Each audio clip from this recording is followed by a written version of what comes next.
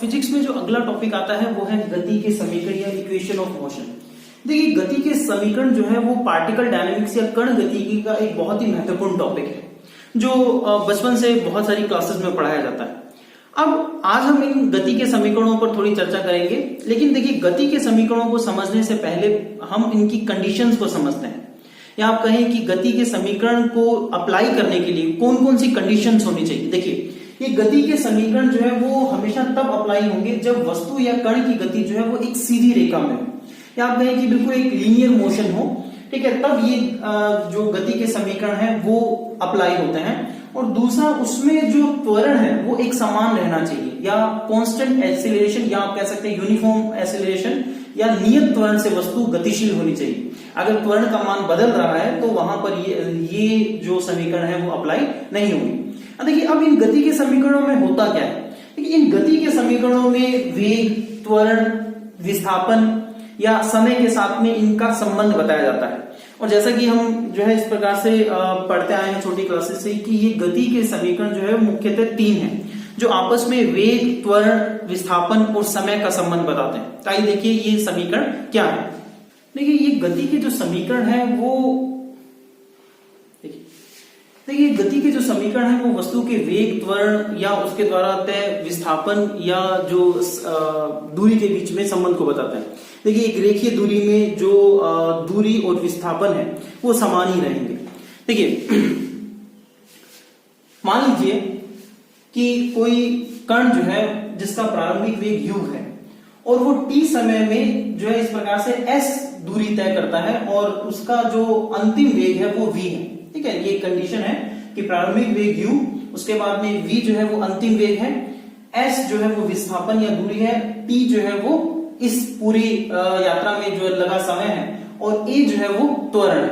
यानी जो है इस प्रकार से u से v चेंज होने में जो, या वेग के परिवर्तन होने में जो त्वरण का मान जो है वो a है। तो देखिए, प्रथम समीकरण हम कैसे निकाल सकते हैं कि त्वरण हम जानते हैं कि वेग में परिवर्तन बटे समय होता है, यानी वेग में परिवर्तन की दर जो है वो त्वरण है।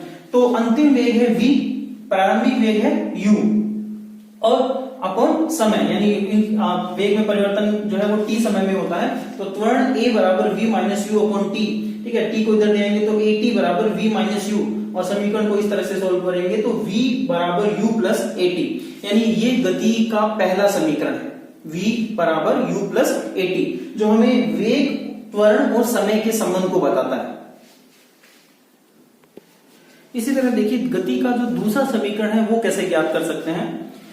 देखिए, विस्थापन जैसा कि हम जानते हैं कि औसत वेग इंटू समय होता है। जैसे हमने पहले भी जो है इस फॉर्मूले को पढ़ा है कि विस्थापन जो है वो वेग और समय का गुणनफल होता है। तो जो औसत वेग है या एवरेज वेलोसिटी है वो क्या है कि जो अंतिम वेग और प्रारंभिक वेग का जो योग है उसको 2 से भाग करने पर जो है वो एवरेज वेलोसिटी आ जाएगी। तो यहाँ पर s या बराबर v plus you plus upon 2 into T रखते हैं। और देखिए, यहाँ पर जो v है, ठीक है, उसका मान हम समीकरण 1 से रखते हैं। अभी हमने v बराबर u प्लस at पढ़ा था, यानी समीकरण पहला जो है वो इस प्रकार से था। तो समीकरण 1 से अगर हम यहाँ पर v का मान रखते हैं तो u प्लस at आता है, और समीकरण को सॉल्व करते हैं तो इस प्रकार से u बन करके 2u हो जाएगा, और at और t को अगर दोनों पक्षों में गुणा करेंगे तो ये वैल्यू हमारे पास में आ जाएगी। ठीक है, 2 से 2 कैंसिल हो जाएगा, और फाइनली हमारे पास में जो s की वैल्यू जो, या आप कहें कि विस्थापन या जो दूरी की वैल्यू है वो क्या आ जाएगी, ut plus half at square. तो ये गति का जो है वो दूसरा समीकरण कहलाता है। ठीक है, तो s बराबर ut plus half at square. अब अगर हम देखिए, अगर गति के तीसरे समीकरण की बात करें तो गति के तीसरे समीकरण में जो प्रारंभिक और अंतिम वेग है उसका विस्थापन के साथ में संबंध बताया जाता है। इसमें समय का जो फैक्टर है वो नहीं होता है। तो देखिए, एक बार उसी फॉर्मूले से हम देखें, विस्थापन बराबर औसत वेग इंटू समय होता है।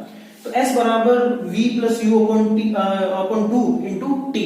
देखिए, यहाँ पर हमें t को रिप्लेस करना है। तो आपको याद होगा प्रथम समीकरण से जो v minus u upon a is equal to t इसे लिख सकते हैं। तो t की वैल्यू अगर हम यहाँ पर रखें, ठीक है, तो हमारे पास में इक्वेशन आ जाती है s बराबर v plus you upon 2 bracket में v minus u upon a। ठीक है, तो देखिए 2 2 और a को यहाँ पर जो है वो इस तरह से s के साथ में गुणा करेंगे तो 2as हो जाएगा। तो 2as बराबर v प्लस u ब्रैकेट में v माइनस यू। देखिए एक फॉर्मूला है मैथ्स में कि a square minus b square is equal to a plus b a minus b। ठीक है, तो यहाँ पर हमें a plus b a minus b मिल रहे हैं, तो इस फॉर्मूले को हम फिर से इस में चेंज कर देते हैं। तो 2as बराबर v square minus u square हो जाता है। ठीक है, u माइनस यू स्क्वायर को उधर ले जाएंगे तो प्लस का हो जाएगा। तो इस प्रकार से हमें गति का जो तीसरा समीकरण है वो मिलता है, और जो है v स्क्वायर बराबर u स्क्वायर प्लस 2as। तो एक बार फिर से हम देख लेते हैं इन गति के समीकरणों को। जैसे पहला समीकरण है v बराबर u प्लस 80। इसी तरह से दूसरा समीकरण है s बराबर ut प्लस हाफ 80 स्क्वायर, और थर्ड समीकरण है v स्क्वायर बराबर u स्क्वायर प्लस 2as।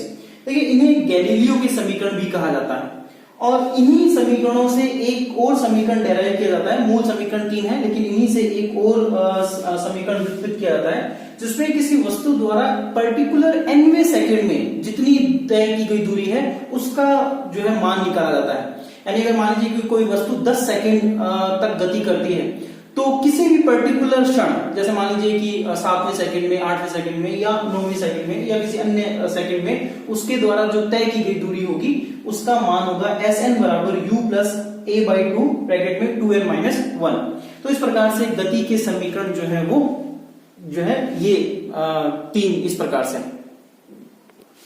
देखिए गति के इन समीकरणों को हम गुरुत्वीय त्वरण के क्षेत्र में भी लागू कर सकते हैं, क्योंकि मान लीजिए कि पृथ्वी जो है या उसकी सतह पर कोई वस्तु इस प्रकार से ऊपर से गिराई जाती है या पृथ्वी की सतह से ऊपर की ओर फेंकी जाती है, तो उसकी जो गति है वो सीधी रेखा में होगी, और सीधी रेखा में होने के साथ ही यहाँ पर जो पृथ्वी द्वारा जो त्वरण उस वस्तु पर लगाया जाएगा उसका मान भी नियत रहेगा, जिसका मान होगा g का मान होगा 9.8 मीटर पर सेकंड स्क्वायर। यानी गुरुत्वीय त्वरण का मान पृथ्वी की सतह पर जो है वो इतना होता है।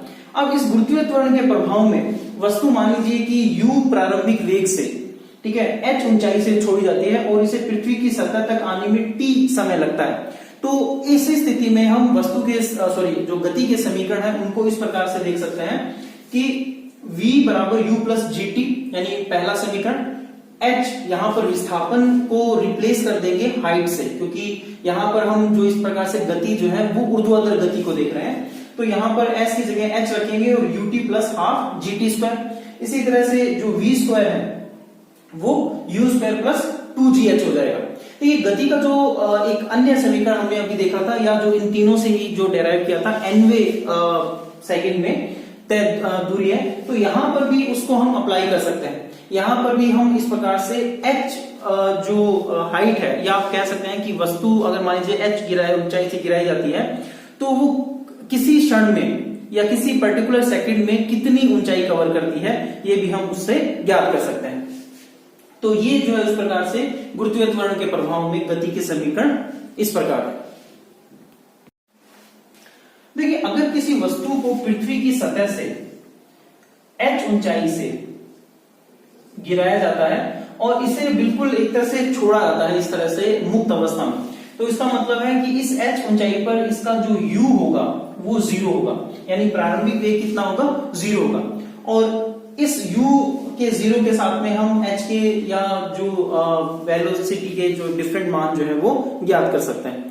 यानी मुक्त रूप से गिरती हुई वस्तु का जो प्रारंभिक वेग है, ठीक है, या आप कहें कि किसी वस्तु को अगर विराम अवस्था में पृथ्वी की कुछ ऊंचाई से छोड़ा जाता है तो उसका प्रारंभिक वेग जो है वो 0 माना जाता है। देखिए इन समीकरणों में कहीं भी मास का कोई फैक्टर नहीं है, यानी कितनी ऊंचाई या कितना वेग प्राप्त करने में वस्तु के मास का कहीं भी उल्लेख नहीं है। इसका मतलब पृथ्वी पर मुक्त रूप से गिरती हुई कोई वस्तु जो है उस प्रकार, या वस्तु के द्वारा जो वेलोसिटी या जो दूरी तय या हाइट तय की जाएगी उसमें द्रव्यमान का कोई योगदान नहीं होगा। यानी अगर कोई हल्की और भारी वस्तु दोनों एक साथ गिराई जाए तो वस्तु या दोनों वस्तुएं पृथ्वी पर एक साथ पहुंचेगी, लेकिन जनरली ऐसा नहीं होता है। देखिए ऐसा नहीं होने का कारण ये है, हवा जो है वो एक बड़ा रोल प्ले करती है इस पूरे घटनाक्रम में। यानी मान लीजिए कि कोई हल्की वस्तु है, कोई भारी वस्तु है, तो हल्की वस्तु पर जो हवा का रेजिस्टेंस है वो इस प्रकार से उसको थोड़ा सा ऊपर की ओर वापस पुश करता है, जिसकी वजह से हल्की वस्तु जो है वो थोड़ा सा धीमे गति से नीचे आएगी और जो भारी वस्तु है वो एकदम से जो है वो अपने एक तरह से चूंकि उस पर हवा का जो रेजिस्टेंस है वो उतना प्रभावी नहीं हो पाएगा, जिसकी वजह से वो तेजी से गिर जाती है। हालांकि अगर हम निर्वात में किसी हल्की और भारी वस्तु को एक साथ गिराएं तो चूंकि वहां पर हवा नहीं है, निर्वात का मतलब है कोई ऐसा स्पेस जहां पर वायु भी नहीं है, तो अगर इस निर्वात में किसी हल्की और भारी वस्तु को एक साथ गिराया जाए तो दोनों वस्तुएं एक साथ जो है वो सतह पर पहुंचेंगी।